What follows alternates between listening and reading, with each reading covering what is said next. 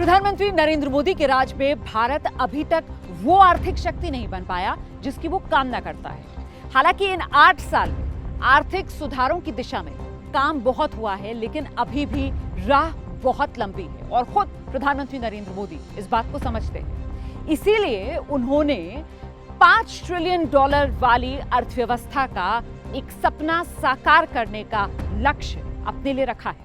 $5 trillion economy, इसका सपना संजोया है। 130 करोड़ देशवासी अगर छोटी छोटी चीजों को लेकर चल पड़े तो $5 ट्रिलियन इकोनॉमी कईयों को मुश्किल लगता है, वो गलत नहीं हो सकते हैं, लेकिन अगर मुश्किल काम नहीं करेंगे तो देश आगे कैसे बढ़ेगा।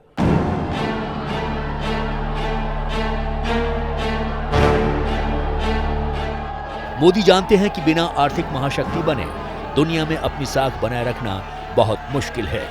अमेरिका हो या चीन, हर कोई अपनी आर्थिक ताकत के बल पर ही दुनिया में दबदबा बनाने की कोशिश कर रहा है।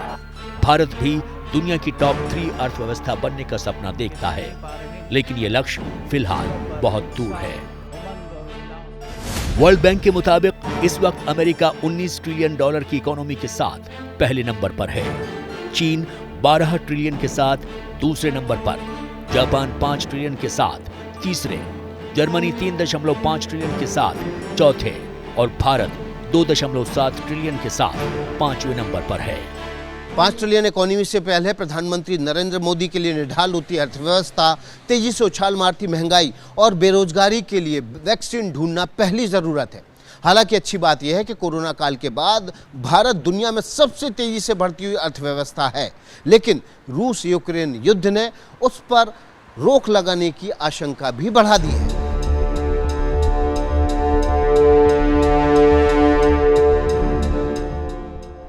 महंगाई इस समय भारतीय अर्थव्यवस्था के लिए सबसे बड़ी चुनौती बनी हुई है।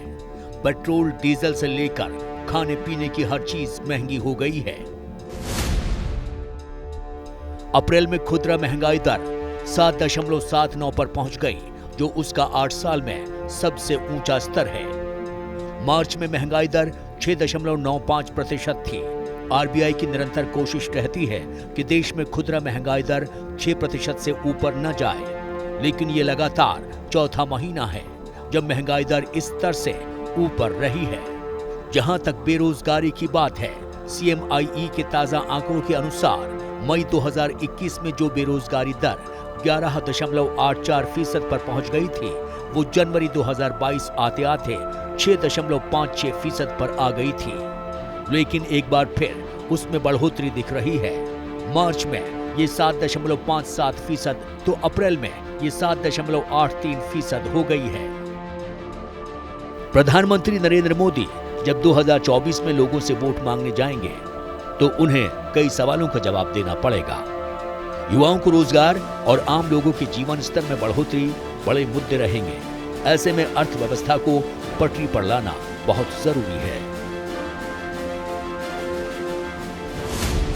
IMF के मुताबिक 2021 में भारत की GDP दर 8.9% रही, लेकिन 2022 में यह 8.2% रहने का अनुमान है और अगले साल यानी 2023 में गिरकर 6.9% रहने की आशंका है।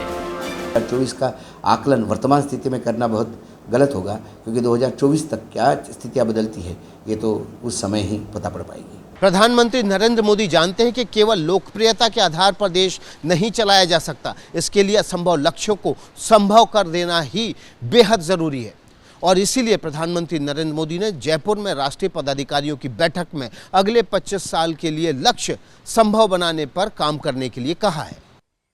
अगले 25 वर्षों के लक्ष्य तय करने का, उनके लिए निरंतर काम करने का,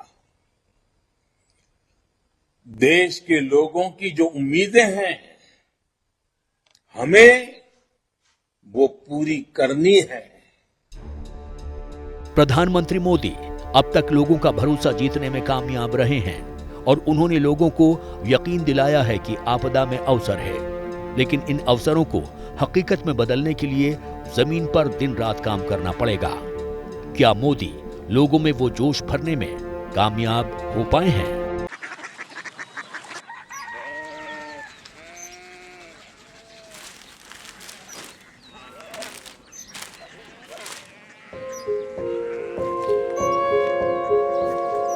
बाबा बाबा कोरिया सिटी जानी ना।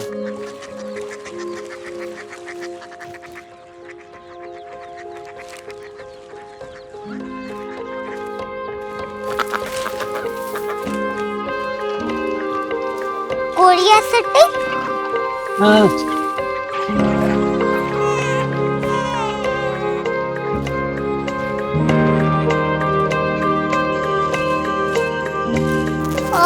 कोरिया सिटी कहाँ पे है?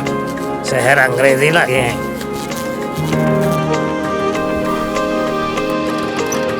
कोरिया सिटी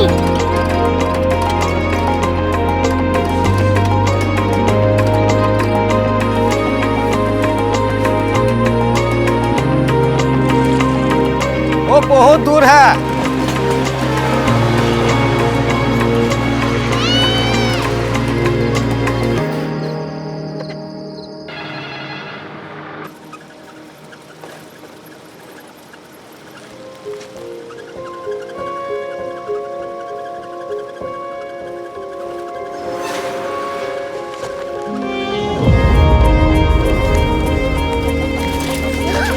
कोरिया सिटी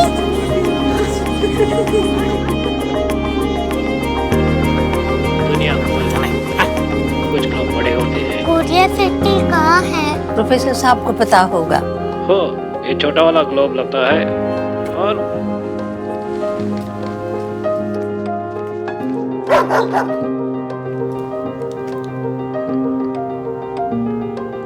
पता नहीं, मेरी बेटी से जाके मिल लो, शायद उसे मालूम हो।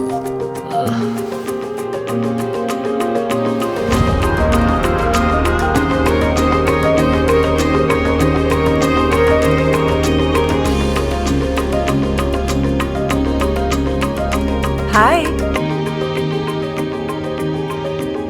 बाबा ने भेजा है। Come here. Korea city Korea city नहीं, क्यूरियोसिटी। वो क्या? That's what brought you here. जो तुम्हें यहाँ तक ले आया। क्यूरियोसिटी